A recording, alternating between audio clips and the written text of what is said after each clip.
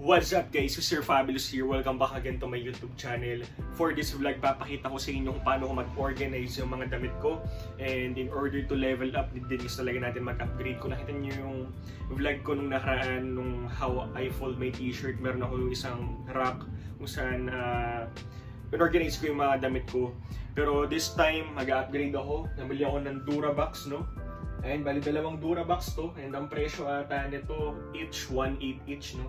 So, yeah, good price na rin naman kasi malaki rin to and ilang ano rin yan guys, ilang lagayan din, no? So, papakita ko lang sa inyo yung mga damit na ilalagay ko dito. So, ito na yung mga sinert kong items. May mga NASCAR dyan, Harley Davidson, horror tees, sports tees, band tees, cartoon tees, madami pang iba. Ayan. So, ito yung mga ilalagay ko sa rack na to. And gumawa na rin ako ng title kada rack, no? Para lang din matandaan ko kung anong item yung mga nasa lagayan and para naka-organize din talaga siya. So, let's go!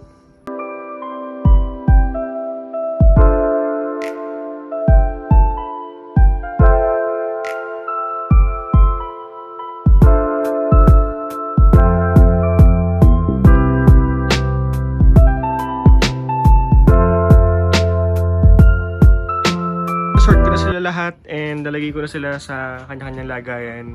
So, unahin natin tong NASCAR. Sa una, NASCAR nilagay ko. Then pangalawa, NASCAR ulit.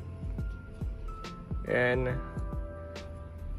halo-halo yan, may mega print by NASCAR. So, pwede ako magtayo ng shop, no? Pero baka sa future na yun. Then pangatlo, NASCAR ulit. Sinama na rin yung mga karte dito like Nissan, Marlboro, Ferrari para isahan na lang din. And siguro tataka kayo bakit mas madami yung NASCAR na sticker o lagayan. Kasi alam niyo naman sa live ko, kadalasan ko talagang pinaparan is NASCAR and bumibili talaga international mga NASCAR na shirt and apparels and parating na sila dito. So dito sila isushoot pagkadating. Then sa pang-apat, we got here is Harley Davidson na rack. So, di ba? Kitang-kita agad na Harley Davidson tong section na to. So, ayan. May mga Harley Davidson tayo dyan. Sinama ko na rin yung mga motor tees. And sa panglima is Harley Davidson ulit. Ayan. Kasi madami rin talaga yung mga Harley Davidson na parating eh. So, dito, sa isang Durabox na to, more on NASCAR and Harley Davidson. So, dito naman tayo sa bilang rack. So as you can see, sports. And so basically sports tee yan. And as you can see dito si Manny Pacquiao. And meron din tayong soccer tees dito, basketball tees, Chicago Bulls, NBA. So halo-halo na lahat dyan ng sports. Pangalawa, itong cartoons. And so ito hinalo-halo ko na rin. Meron silang Powerpuff Girls at saka yung mga Coca-Cola ganyan. Sinama ko na rin sila dyan, tsaka M&M's and like mga TV series like this one, Hunter x Hunter, anime, sinama ko na rin dito mga Marvel. And for the third we got here is this movie. Ayan, Star Wars, Pulp Fiction, Blade, Spider-Man, Hulk, lahat ng mga movie tees nandyan, Jurassic Park, Superman, and sama-sama sila lahat dyan. Then, horror tees, ito pinakagusto kong rack to eh. Kasi, ganda lang niya tignan, no? Alam mo, hindi mo pupunta ka dito, tapos kuha ng items, nakikita mo sila dyan, nakasilip eh. And just si Scream, si Pinhead, si Jason. So may mga Halloween tees din, zombie tees, Leatherface, Walking Dead, and madami pang iba. Ayan.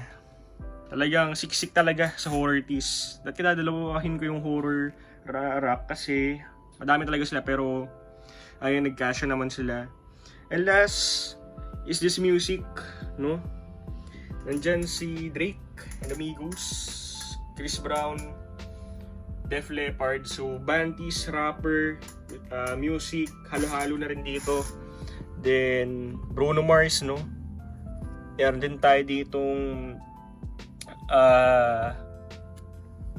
Elvis Presley, Eminem, Rihanna, Ariana Grande, no? Death Row Records, Tupac, Iron Maiden, Slayer, and yan, dami pang iba. Michael Jackson, di mawawala yan. Hindi rin natin mapagkakailan na tayo mga nag-vintage. Palaging makalat tong kwarto natin kasi nag-business tayo. Okay lang naman yon. Pero, mas maganda kasi pag naka-organize lahat, di ba? Nakakawala rin kasi talaga ng stress. So yun guys, ito natatapusin tong vlog. Maraming salamat sa lahat ng nagsusupport. Kung nagustuhan mo tong video na to, don't forget to like this vlog and subscribe na din guys sa channel na to. And see you on my next vlog. Peace out!